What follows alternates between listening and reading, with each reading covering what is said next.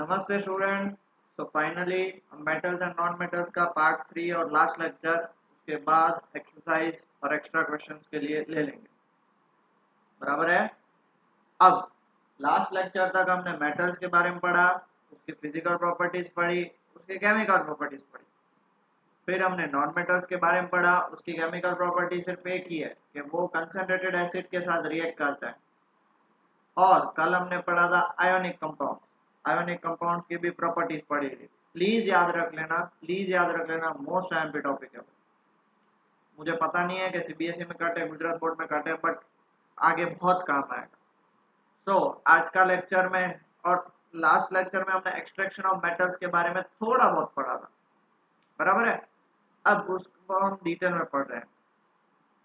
हमने कल ये भी देखा था कि जो हायर रिएक्टिविटी सीरीज के मेटल्स होते हैं वो हमेशा किसी ना किसी अलग एलिमेंट्स या मेटल्स या नॉन मेटल्स के साथ कंपाउंड बना के पड़े रहते हैं।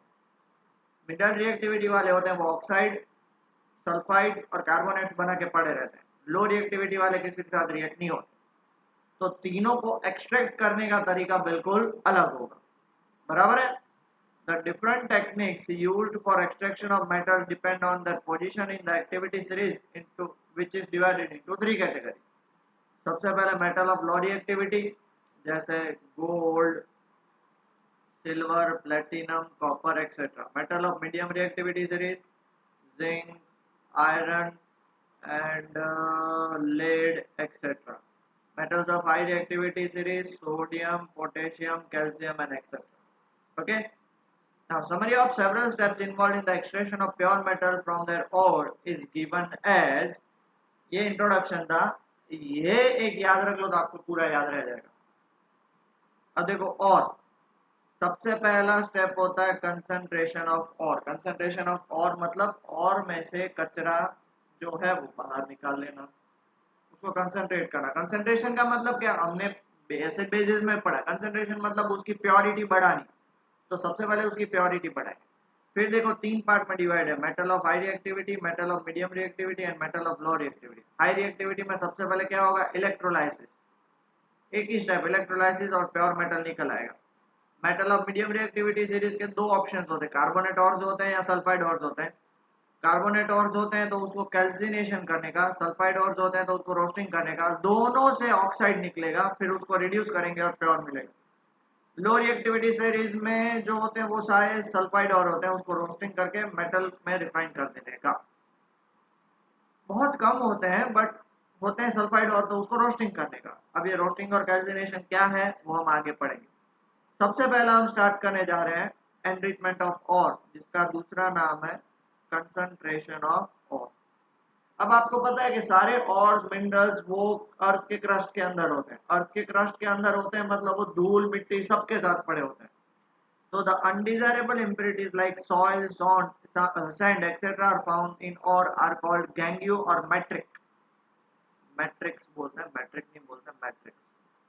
Gangue particle, ठीक है? And removing of gangue from the ore is called enrichment or concentration of ore. धूल मिट्टी वो सब बाहर निकाल लेना, उन सबको हम क्या बोलेंगे, concentration of ore. ore को purify कर देना। The process used for the removing of gangue from an ore are based on the differences between the physical and chemical property of the gangue and the ore. Total 5 methods हैं concentration of ऑर्स के। पुराना Gujarat board का जो text book था ना उसमें दिए हुए थे, बट अभी तो एनसीईआरटी फॉलो कर रहे हैं तो इसलिए नहीं है।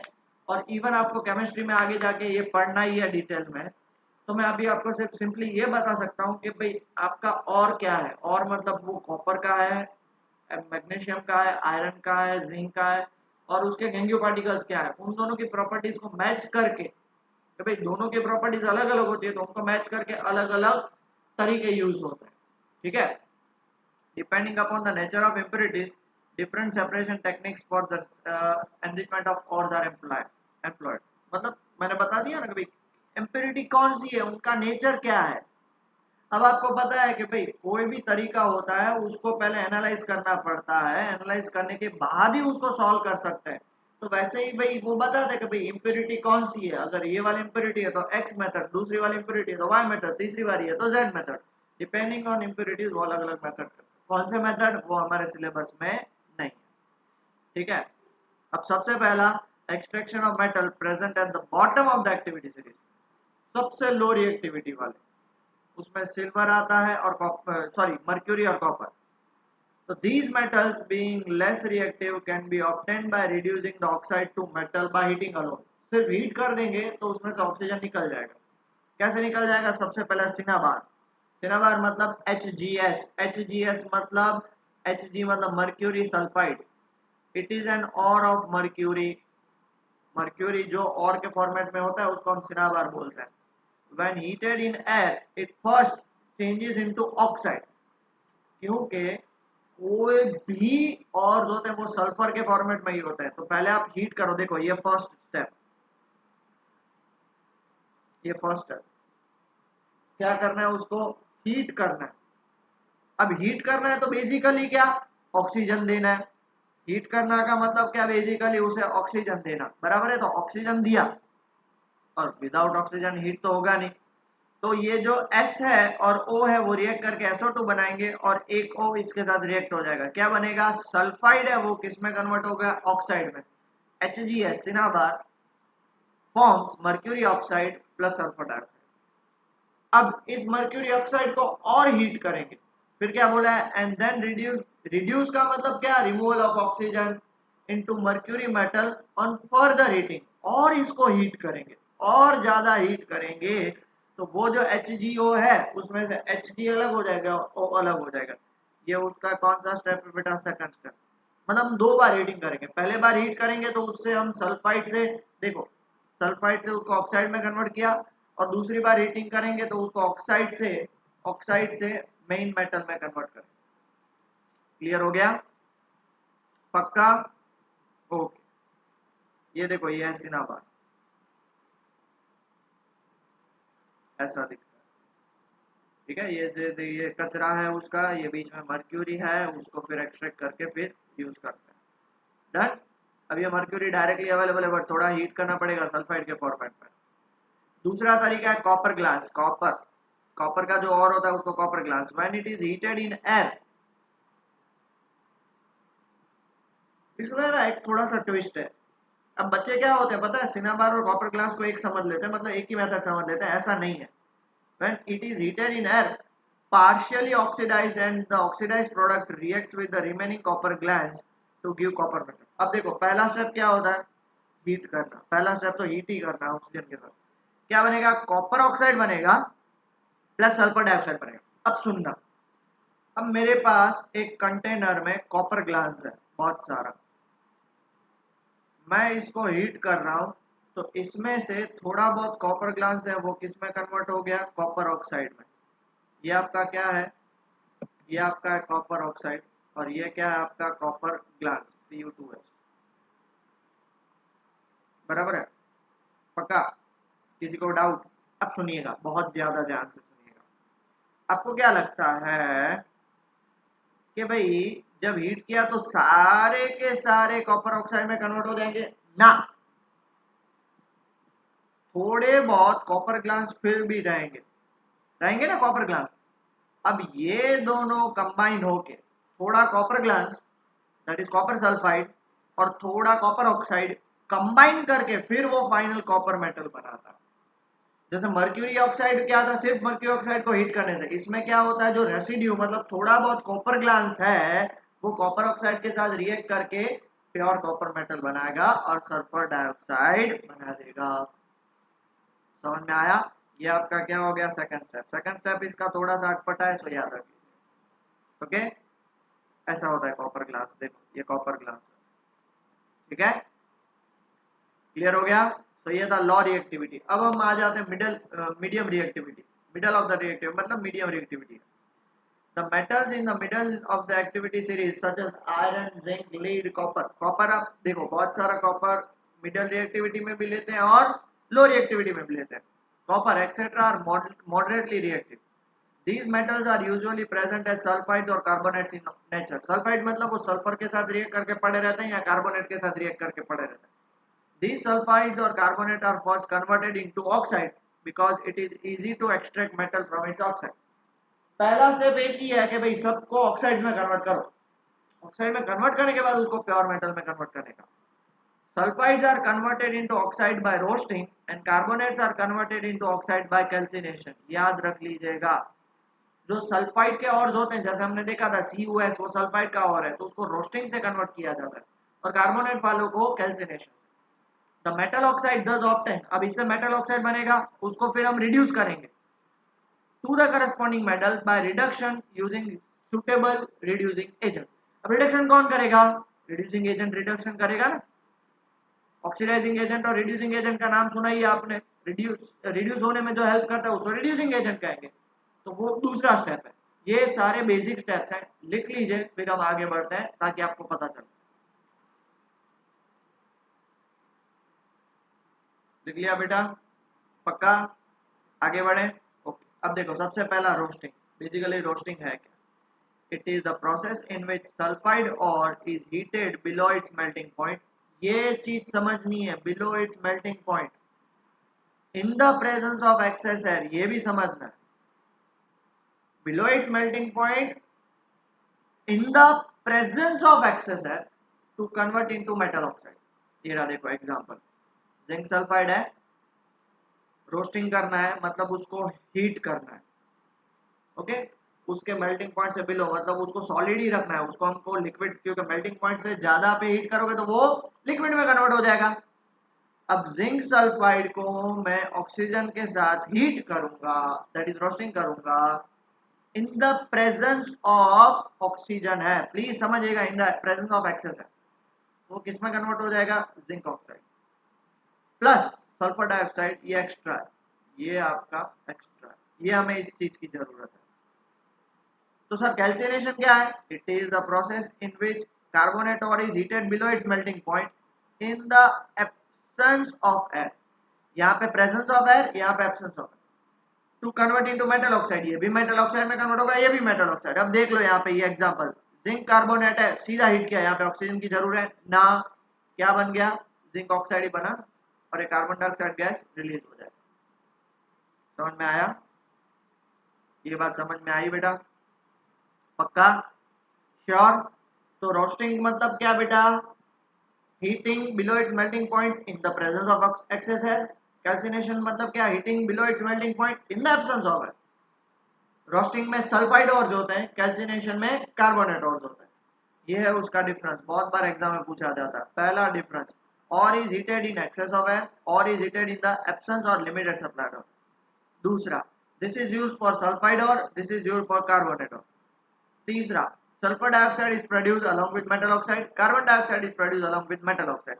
और चौथा उसका एग्जांपल। ठीक है? पक्का बेटा? तो प्लीज पॉज द वीडियो, एक टेबल बना के मस्त वाला लिख लीजिए, आपको काम आ जाएगा। ओके, आगे बढ़ते हैं। अब क्या? रोस्टिंग हो गया, कैल्सिनेशन हो गया। रोस्टिंग और कैल्सिनेशन से क्या हुआ? रोस्टिंग एंड कैल्सिनेशन से वो किस में कन्वर्ट हो गया? मेटल ऑक्साइड में कन्वर्ट। Next what? उसको मेटल ऑक्साइड्स को हमको किस में कन्वर्ट करना है? मेटल में। कैसे करेंगे? ऑक्सीजन रिमूव करना है। ऑक्सीजन रिमूव करना है मतलब क्या होगा? रिडक्शन, तो रिडक्शन ऑफ ऑक्साइड। आ गया समझ में? आ गया समझ में बेटा? पक्का? Okay. It is the process of conversion of metallic oxides into metal. It can be done by heating the oxide with a suitable reducing agent like carbon. उसको हीट करना पड़ेगा, तो रिड्यूसिंग एजेंट तो डालना पड़ेगा, वो है carbon, in the form of coke. Coke के फॉर्मेट में आता है। कैसे हम रिएक्ट करेंगे? तो देखो, zinc oxide plus coke that is carbon gives, ये CO के साथ रिएक्ट कर देगा, जिंक प्लस CO बन जाएगा, zinc plus CO, zinc plus carbon monoxide. Okay, ये डिस्प्लेसमेंट रिएक्शन है। Sometimes displacement reaction can also be used to reduce metal oxide to metals. ये डिस्प्लेसमेंट है, कार्बन के अलावा और कोई यूज नहीं कर सकते। सबसे पहले आपको दिमाग में ये कर सकते हैं। फॉर एग्जांपल देखो नीचे, मैंगनीज ऑक्साइड, अब यहाँ पे कार्बन की जगह पे कौन सा यूज किया? एल्यूमिनियम। क्या बना? मैंगनीज प्लस एल्यूमिनियम ऑक्साइड, और थोड़ी सी हीट जनरेट होगी। The highly reactive metals such as sodium, calcium, aluminum, etc. are used as reducing agent because they can displace metals of lower reactivity from their compound. बराबर है? वो देखो, aluminium ऊपर है, manganese नीचे है, एल्यूमिनियम सीधा मैंगनीज को उखाड़ फेंकेगा, तो उससे मैंगनीज बन गया। अब बोलो सर एल्यूमिनियम ऑक्साइड फिर हमको निकालना हो तो उस नेक्स्ट स्टेप है, हम देखेंगे metal of the high react, अभी हम देखेंगे इसके बाद। मैंने आपको कल एक चीज भी बताई थी लास्ट लेक्चर में कि भाई आपको पता है गोल्ड का प्राइस एल्यूमिनियम से कम था 19th सेंचुरी और 20th सेंचुरी में। क्यों पता है? उसका रीजन है कि एल्यूमिनियम का जो एक्सट्रैक्शन है, बाहर निकालना, बहुत ही ज्यादा कॉस्टली था, इसलिए उसकी प्राइस भी बहुत कॉस्टली थी। फिर मैं साइंटिस्ट का नाम भूल गया हूं, दो साइंटिस्ट लोगों ने, हॉल और Harold, yes hall and Harold, दो साइंटिस्ट थे, उन लोगों ने मिलके एक प्रोसेस बनाया। उस प्रोसेस से उन्होंने एल्यूमिनियम एक्सट्रैक्ट करना निकाला और वो इतना इजी और चीप था कि उनकी प्राइस सडनली गिर गई और अब एल्यूमिनियम की प्राइस आप जानते हो काफी कम हो गई, right? So let us come back to the topic. हम मेटल ऑक्साइड्स को एक रिड्यूसिंग एजेंट के साथ रिएक्ट करवाएंगे तो उससे डिस्प्लेसमेंट रिएक्शन से हमें मेटल मिल जाएगा और दूसरा रिड्यूसिंग एजेंट निकल जाएगा। हम कार्बन यूज करते हैं most of the time, carbon के अलावा हम और कोई हाई रिएक्टिविटी मेटल भी यूज कर सकते हैं to displace the low reactivity metal. Okay, pause the video and note it down बेटा। ओके चलो, उसके अलावा मोस्ट आईएमपी टॉपिक है ये। Now this displacement reaction are highly exothermic. जैसे देखो यहाँ पे हीट रिलीज हुई, वो काफी एक्सोथर्मिक होता है। The amount of heat produced is so high that the metals are produced in the form of molten state. इतनी उसमें हीट जनरेट होती है कि भाई वो मेल्ट कर देता उसे। जैसे the reaction of iron oxide with aluminium to produce iron is used to join railway tracks और क्रैक्ड मशीन पार्ट्स। ये यहां से मैं अंडरलाइन कर रहा हूं, and this process is called thermite welding. Iron, आपने सारे रेल की पट्टियां तो देखी होंगी, और कभी कभी आपने रेल की पट्टियां देखी होगी तो उसके बाजू में भी बहुत सारी रेल की पट्टियां ऐसे ही ब्लॉक में पड़ी रहती है। अब रेल की पट्टियां तो एक लिमिटेड होती है, दो रेल की पट्टी को हम ज्वाइंट करते हैं, ज्वाइंट करते हैं मतलब हम कैसे ज्वाइंट कर सकते हैं? वेल्डिंग से। तो वो नॉर्मल वेल्डिंग वहां पे काम नहीं आएगा। कौन सा वेल्डिंग काम आएगा? Thermite welding. थर्माइट वेल्डिंग क्या होता है कि Fe2O3 आयरन ऑक्साइड को, ये भी सॉलिड होता है, उसके अंदर एल्यूमिनियम डाल देने का, वो इतना फटाफट से रिएक्ट कर देता है कि देखो आयरन लिक्विड फॉर्मेट में प्रोड्यूस होगा। और एल्यूमिनियम ऑक्साइड क्यों लिक्विड फॉर्मेट में? बिकॉज ये जो एल्यूमिनियम ऑक्साइड प्रोड्यूस हुआ इतनी हीट जनरेट करता है कि आयरन को पिघला देता है वो। ओके, इस मेथड को थर्माइट वेल्डिंग बोलते हैं। And the reaction of metal oxide to form metal by aluminium powder, aluminium powder को यूज करके मेटल प्रोड्यूस करना है, एल्यूमिनियम पाउडर को as a reducing agent is known as thermite reaction. और उस रिएक्शन को क्या बोलेंगे हम? थर्माइट रिएक्शन बोलेंगे। मैं आपको प्रैक्टिकली बताता हूँ, प्रैक्टिकली मतलब डायग्राम के समझाता हूँ, पहले इतना लिख लीजिए फिर डायग्राम के थ्रू समझाता हूँ आपको मैं। ये रहा देखो उसका डायग्राम। ये रेलवे ट्रैक्स हैं, ये पहला रेलवे ट्रैक, ये दूसरा रेलवे ट्रैक, ये फर्स्ट रेलवे ट्रैक, ये सेकंड रेलवे ट्रैक। उनके बीच का जो जॉइंट होता है ना, उसके ऊपर मशीन रख दिया जाता है। अब ये जो मशीन है उसके अंदर ये मशीन को देख रहे हो आप? देखो किस तरह से मशीन को रखा गया है। मैं आपको इसको जूम करके बताता हूँ, देख रहे हो बेटा? ये पूरा सा जहाँ पे मशीन ज्वाइन करना है वहीं पे रखा है। ओके, और वो पूरा मेल्ट हो जाता है, ये उसके ऊपर डब्बा है। तो सर ये इसका प्रोसेस कैसा होता है हमें समझाओ ना। वो प्रैक्टिकली जब आप आगे स्टैंडर्ड में पढ़ोगे तब की बात है, बराबर है? अब उसको फिर मेल्ट हो जाने के बाद ये हीट जनरेट होती है, फिर ये सारी चीजें निकाल देते हैं और ऐसा बन जाता है। अब ऐसा बन जाता है, उसके बाद जो एक्स्ट्रा पार्ट है उसको रिमूव कर देते हैं और इसको एक स्मूथ कर देते हैं, फिर ये रेल की पट्टियां ज्वाइंट हो चुकी है। This is how it acts as a thermite welding. बराबर है? पक्का? चलो, डायग्राम बनाना नहीं है, सिर्फ समझाना है। ओके, सो हमने लो रिएक्टिविटी मेटल भी पढ़ लिए और मीडियम रिएक्टिविटी मेटल भी पढ़ लिए। अब हम देखने जा रहे हैं high reactivity metals. Extraction of metals at the top of the activity, that is high reactivity.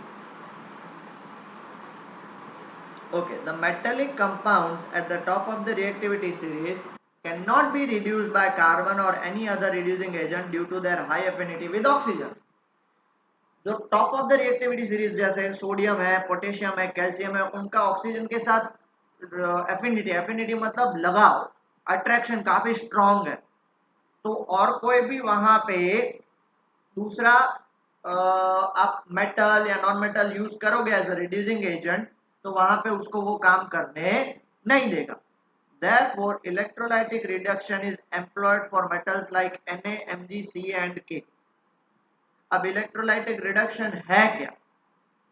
The salts of this metal like chlorides in molten form are electrolyzed. Electrolyzed मतलब उसमें से इलेक्ट्रिसिटी पास कर दे तो वो दोनों अलग हो जाएंगे।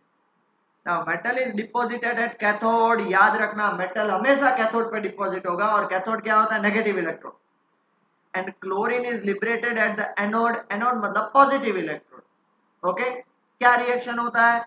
कैथोड के पास Na प्लस, एक इलेक्ट्रॉन आएगा, Na उधर बन जाएगा, दैट इज रिडक्शन होगा। एनोड के पास क्या होगा? क्लोरीन टूट जाएगा, क्लोरीन अपना इलेक्ट्रॉन दे देगा और वो क्लोरीन मॉलिक्यूल बन जाएगा। याद रख लो, मैं नेक्स्ट पेज पे वो पूरा डिटेल में आपको डायग्रामेटिकली एक्सप्लेन करता हूँ। Similarly, aluminum is obtained by the electrolytic reduction of molten aluminum oxide, also called alumina. वो जो मेथड मैं नहीं बोल रहा था, होल-हेरोल्ड मेथड, वो यही मेथड है, electrolytic reduction of aluminium oxide. Aluminium oxide क्या होता है? Al2O3, जिसका नाम है एल्यूमिना। बराबर है? क्लियर हो गया? क्या होता है? कैथोड पे मेटल डिपॉजिट होता है और एनोड पे क्या डिपॉजिट होता है? दूसरा जो नॉन मेटल है, दूसरा जो क्लोरीन है या उसका सॉल्ट का दूसरा पार्ट। ठीक है, कैसे होता है तो देख लेते हैं। ये रहा, देख लो, ये अंदर जो आपका है वो मोल्टन NaCl है। देख लो बेटा, क्या दिया? Molten NaCl। अब जैसे ही आपने इसमें इलेक्ट्रिसिटी पास करी, अब कैथोड तो आपका क्या होता है? कैथोड आपका नेगेटिव पार्ट है, तो Na प्लस वो इसके पास जाने का ट्राई करेगा क्योंकि ये नेगेटिव पार्ट है, और Cl माइनस वो किसके पास जाएगा? पॉजिटिव के पास जाएगा। अब Cl क्या करेगा पता है बेटा? Cl यहाँ पे अपने दो इलेक्ट्रॉन को लूज करेगा। देखो, दो इलेक्ट्रॉन को लूज किया, और इलेक्ट्रॉन हमेशा कहां से कहां पे जाते हैं? इलेक्ट्रॉन भागेंगे, किसके पास भागेंगे बेटा? तो इलेक्ट्रॉन सीधा जाएंगे यहां पे,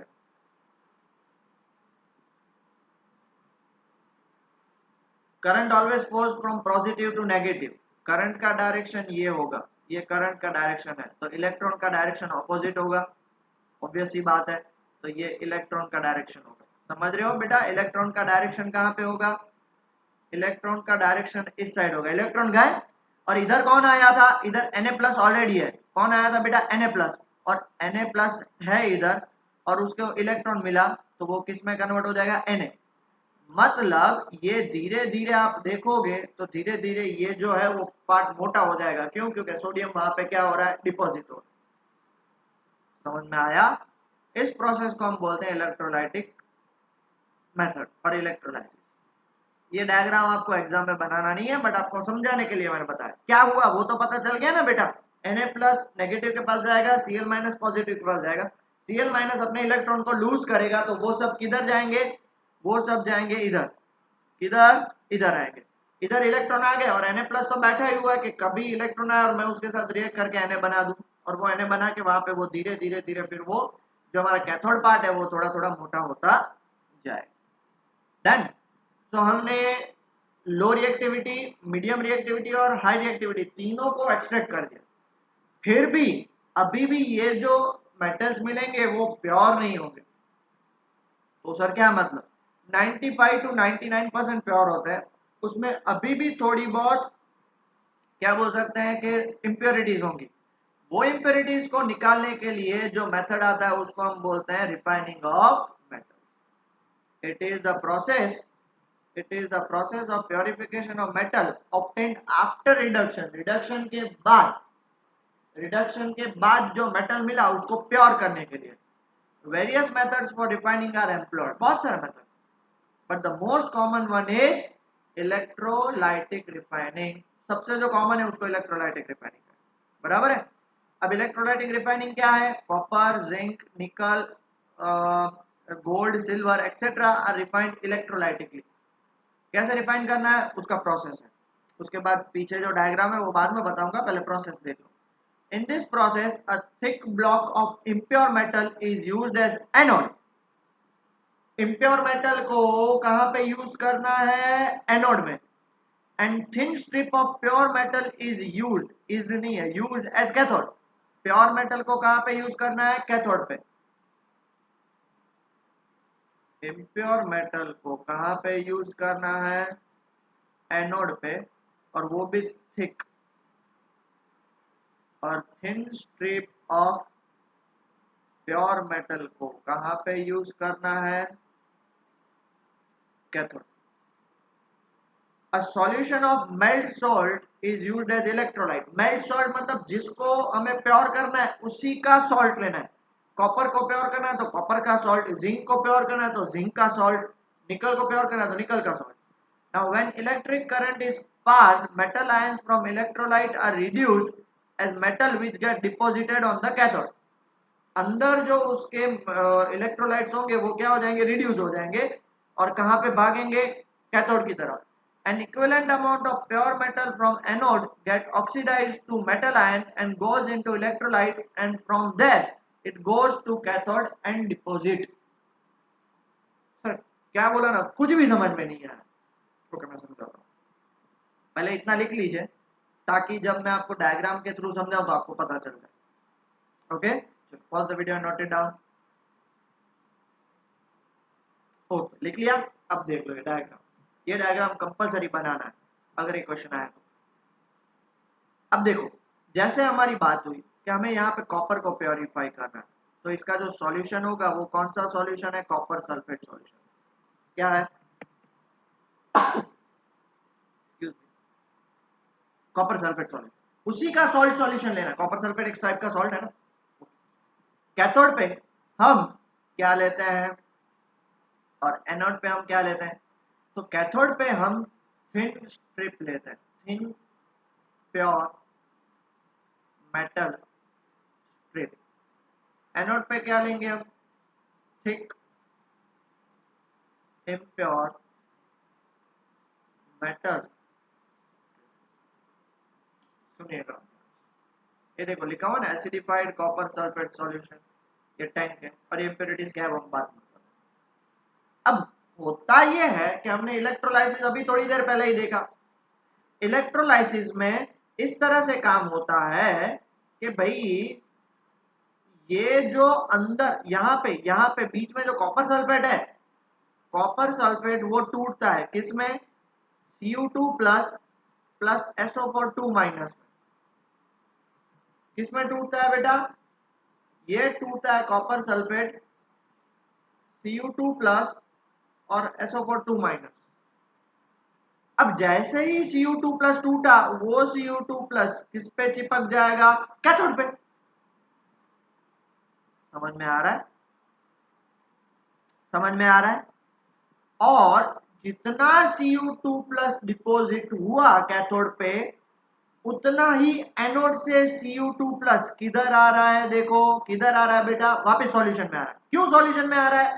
ताकि वो वापस Cu2 plus plus SO4 minus मिला के CuSO4 बना देंगे। तो सर Cu2 प्लस पे क्यों किया? तो हमने देखो, हमने क्या पढ़ा था बेटा? हमने पढ़ा था एनोड पे और कैथोड पे होता क्या है। एनोड पे आपको पता है कि Cu टूट के Cu2 प्लस प्लस 2 इलेक्ट्रॉन बनाता है। देखो इलेक्ट्रॉन का डायरेक्शन देख पा रहे हो? मैं नहीं बोल रहा हूं, ये डायग्राम ही बता रहा है। इलेक्ट्रॉन सारे ऊपर भागे। यहाँ पे किस में टूटेगा? Cu2 प्लस प्लस 2 इलेक्ट्रॉन में टूटेगा। तो 2 इलेक्ट्रॉन ऊपर भागेंगे तो Cu2 प्लस कहां पे जाएगा? Cu2 प्लस जाएगा सॉल्यूशन। अब सॉल्यूशन का कंसंट्रेशन फिक्स होता है, तो वो सॉल्यूशन क्या बोलेगा कि भैया जितना आपने मुझे Cu2 प्लस दिया, मैं एक्स्ट्रा मेरे पास क्या करूं, क्योंकि उसके पास SO4 तो फिक्स ही है। तो वो क्या करेगा? आपने मुझे जितना Cu2 प्लस दिया, ये देख लो, आपने जितना मुझे Cu2 प्लस दिया उतना ही Cu2 प्लस वो उसको धक्का दे देगा। अब एक बात, सिंपल सी बात समझो ना। आप ग्लास ले लो, पूरा पानी से भरा हुआ है, आप फिर भी पानी डालोगे या फिर आप मिट्टी डालोगे, तो जितनी मिट्टी डालोगे पानी बाहर निकल आएगा। ग्लास को तो नहीं पता है ना कि मुझे मिट्टी रखनी है, मुझे पानी रखनी है, तो ये सॉल्यूशन भी क्या बोलेगा, आपने मुझे Cu2+ दिया तो मेरे पास Cu2+ है, उसका मैं क्या करूंगा, तो वो Cu2+ क्या होगा, उस पर डिपोजिट हो जाएगा। किधर डिपोजिट हो जाएगा, कैथोड पे। तो कैथोड पे क्या किस तरह से काम होता है, तो कैथोड पे इस तरह से काम होता है, हमने अभी इलेक्ट्रोलाइसिस पढ़ा। कैथोड पे किस तरह से काम होता है, कैथोड पे Cu2+ डिपोजिट हुआ, तो ये जो दो इलेक्ट्रॉन घूम घूम के कैथोड के पास आएंगे, तो वो क्या बना देंगे, Cu। इसलिए होगा क्या कि एनोड जो थिक स्ट्रिप थी, धीरे धीरे उसमें से Cu निकलता आ रहा है, वो थिन होती जाएगी, और कैथोड जो थिन स्ट्रिप थी उसमें कॉपर, देख लो ना, कॉपर यहाँ पे डिपॉजिट हो रहा है, कॉपर डिपॉजिट हो रहा है, वो धीरे धीरे धीरे धीरे क्या होती जाएगी, मोटी होती जाएगी। तो सर हुआ क्या, इसमें से निकल के इसमें।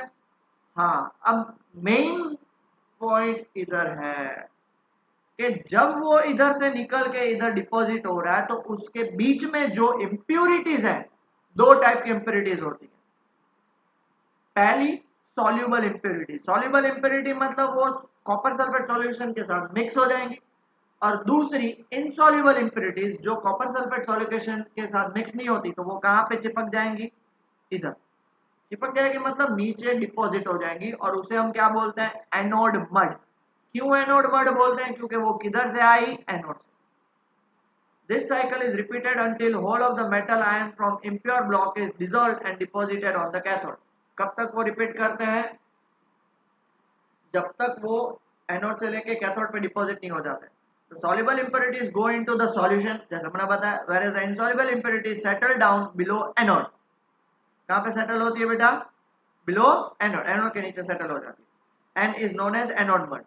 Example in electrolytic refining of crude copper. Here anode is impure copper, whereas cathode is strip of pure copper, and the electrolyte is solution of acidified CuSO4. On passing electric current, pure copper is deposited on the cathode. जो मैंने आपको पहले समझाया वो यहाँ पे detail में लिखा हुआ है, मैंने आपको बोला पहले लिख लो, फिर यहाँ पे मैं आपको डिटेल में लिखा हुआ आपने लिख लिया, अब वो मैंने पूरा आपको डायग्राम के थ्रू समझाया।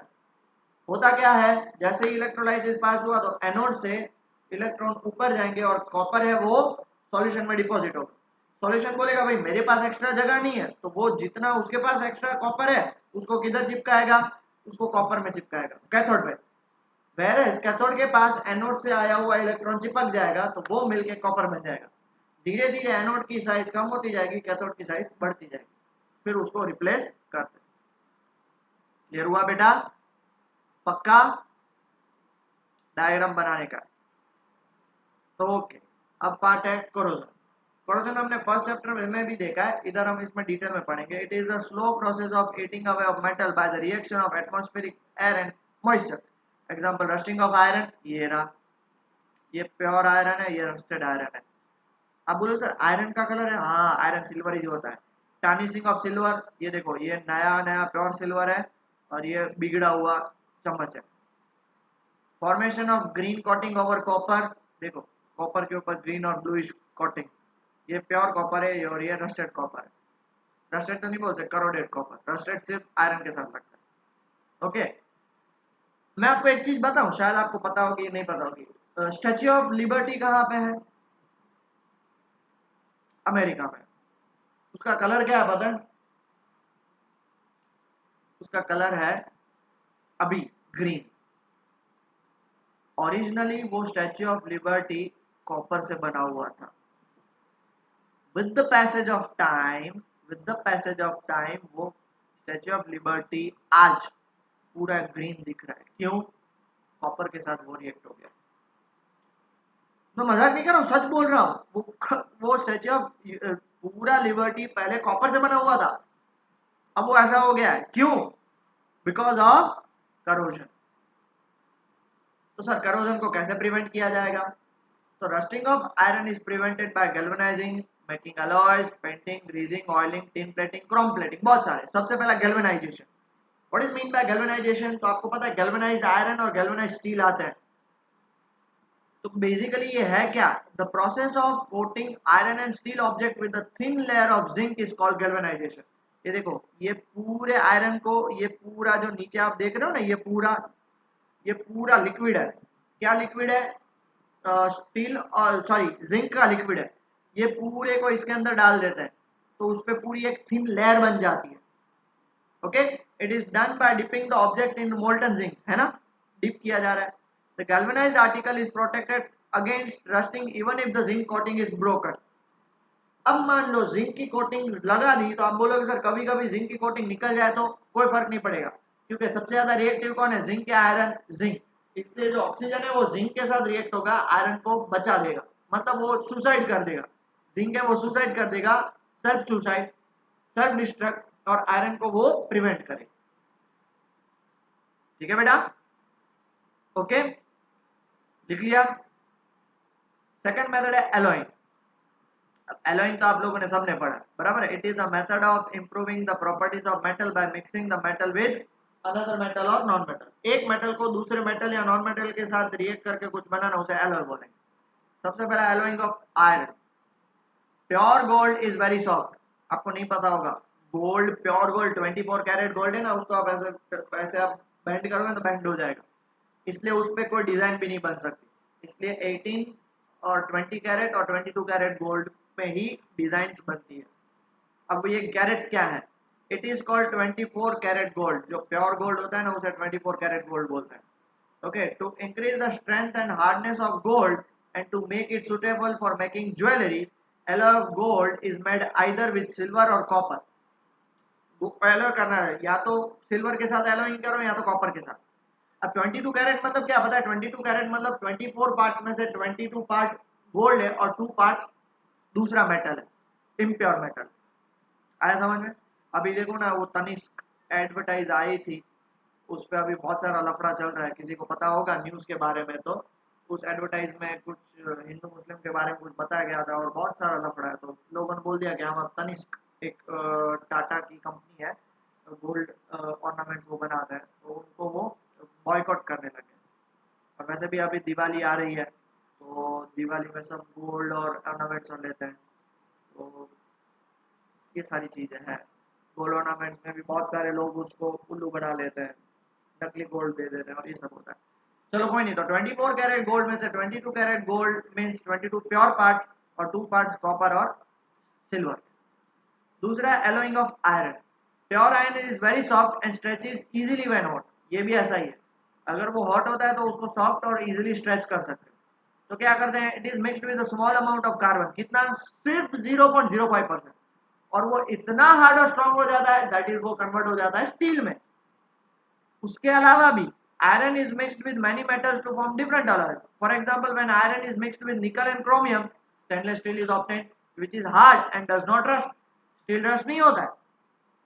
क्रोमियम और निकल के साथ 1 या 2% होता है, बाकी सब आयरन होता है, तो वो इतना हार्ड और बन जाता है कि भाई वो आयरन रस्ट हो जाता है, बट ये निकल और क्रोमियम के साथ मिक्स होने के बाद वो रस्ट नहीं होता। ठीक है। Next method is painting. Painting सबको पता है, देख लो आयरन ये कितना करोडेड आयरन है, रस्टेड आयरन है, उसको पेंटिंग कर दो तो बच जाता है। नेक्स्ट इज ग्रीजिंग और ऑयलिंग। आपको पता होगा बहुत सारे मेटेलिक पार्ट्स होते हैं, तो मशीन के पार्ट्स वो बहुत वेयर एंड टेयर हो जाता है तो उसको ग्रीस, ये ग्रीस डाल रहे हैं, देखो ये जो मैकेनिक है वो ग्रीस डाल रहे हैं, जिससे क्या होगा, व्हेन ग्रीस और oil is applied on the surface of an iron object, then air and moisture cannot come in contact with it and hence rust is prevented. Example, tools and machine parts are made up of iron are smeared with grease. देखो उसको Greece के साथ डाला जा रहा है। Okay, next part, tin plating and chromium plating. ये है टिन प्लेटिंग और ये है क्रोमियम प्लेटिंग। टिन प्लेटिंग क्या होता है, टिन मतलब जो मशीन के पार्ट्स होते हैं वो सबको टिन से प्लेट किया जाता है, जैसे वो गैल्वेनाइजिंग जिंक से प्लेट किया गया था, अब टिन प्लेट किया गया तो उससे क्या है, वो रस्ट होने से बच जाता है। और क्रोमियम प्लेटिंग तो बहुत सारे डोर के हिंजेस, डोर के हैंड नॉब्स, और इवन ये क्रोमियम प्लेटिंग ज़्यादातर व्हीकल्स जो होते हैं उसके टायर क्रोम क्रोम किया जाता है। किसी को आइडिया होगा, बॉयज़ को, गर्ल्स को भी आइडिया होगा, क्रोम वाला बहुत शाइन मारता है तो वो क्रोमियम प्लेटिंग होता है। क्यों, क्योंकि टायर जो है वो कंटिन्यूसली पानी के साथ कांटेक्ट में, मॉइस्चर के साथ कांटेक्ट में और वो सब के साथ कांटेक्ट में आता है, तो उसको आयरन से बना होता है तो फिर वो रस्ट हो जाता है, तो उससे बेटर है उसको क्रोमियम प्लेटिंग कर देंगे तो वो रस्ट होने से बच जाएगा।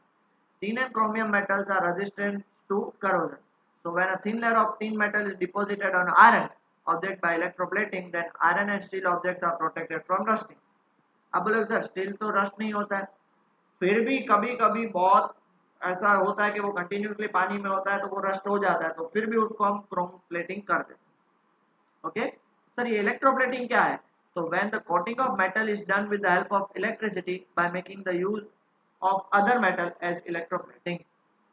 ठीक है, जैसे क्रोम को स्टील के ऊपर चढ़ा देना यूजिंग द इलेक्ट्रोलाइसिस प्रोसेस, उसे हम क्या बोलेंगे? इलेक्ट्रोप्लेटिंग। ओके, और last topic alloys. What is alloy? An alloy is a homogeneous mixture of two or more metals and non-metals. It is prepared by mixing the metals in molten form and then cooling the mixture. दो metals या non metals या दो से ज्यादा को पहले melt करके mix करके फिर उसको कूल किया जाता है। ऐसा नहीं है कि एक सॉलिड तो दूसरा लिक्विड, नो, सबको मेल्ट करके मिक्स करना है। दो एग्जांपल, सबसे पहला ये है ब्रास और ये है ब्रॉन्ज। ब्रास किससे बनता है? कॉपर एंड जिंक, याद रखना। और ब्रॉन्ज किससे बनता है? कॉपर एंड टिन से। ओके, ब्रास ज्यादातर म्यूजिकल इंस्ट्रूमेंट्स में यूज होता है, ब्रॉन्ज थाली, यूटेंसिल्स और बहुत सारी जगह पे यूज होता है। देखो प्रॉपर्टीज पूरी चेंज हो जाती है। आपको पता है copper is a good conductor of electricity, but brass और ब्रॉन्ज दोनों बैड कंडक्टर ऑफ इलेक्ट्रिसिटी है। मतलब आप उसको किसी के साथ मिक्स करोगे तो उनकी प्रॉपर्टीज पूरी क्या हो जाएगी? चेंज हो जाएगी। आया समझ में? पक्का? ओके, और लास्ट टॉपिक, ये आपको लिखना नहीं है, समझने के लिए। क्या है पता है? Iron pillar. कुतुब मीनार दिल्ली के पास, वहां पे आयरन पिलर है। 1600 ईयर्स अगो ये आयरन पिलर ऐसे बनाया हुआ है। अब कोई भी आयरन का पीस हो, अब दिल्ली में कितनी बारिश गिरती है, मॉइस्चर है, ये है वो है, फिर भी ये पिलर ऐसे का ऐसा ही है, रस्ट नहीं हो रहा है। In Delhi was built more than 1600 years ago by the iron workers of India. They had developed a process which prevented iron from rusting. ऐसा प्रोसेस बना लिया था। This is due to the presence of thin layer of magnetic oxide Fe3O4. Fe3O4 का एक पूरा इस पे layer है on their surface. For its quality of rust resistance, it has been examined by scientists from all the parts of the world. दुनिया के हर एक scientist सोच रहे कि भाई हमें ये फॉर्मूला मिल जाए, अभी तक वो उस पर एग्जामिन कर रहा है। समझ रहे हो? तो हमारे पास बहुत सारी नॉलेज थी और अभी भी है, बट उसका यूज नहीं कर रहा। मेरे को एक बात पता चली है इंडियन स्टूडेंट्स के बारे में कि भाई हमारा मैथ्स इतना कमजोर है कि दुनिया की 74 कंट्रीज का पीसा टेस्ट हुआ है। पीसा टेस्ट वो मैथमेटिकल टेस्ट होता है, एबिलिटी टेस्ट, उसमें हमारा रैंक 73rd है और सारा मैथ्स दुनिया को हमने दिया है, फिर भी हमारा ये है। क्यों? बिकॉज हम आज भी वो अंग्रेजों का ब्रिटिश मैथमेटिक्स पढ़ रहे हैं, वैदिक मैथ्स कोई भी नहीं पढ़ रहा, इसलिए हम पीछे रह जा रहे हैं। और सबसे स्ट्रॉन्ग मैथमेटिक्स किसका है पता है? जापानीज और उन लोगों का, क्योंकि वो वैदिक मैथ्स पढ़ रहे हैं। क्या होगा हमारा, सोच लो।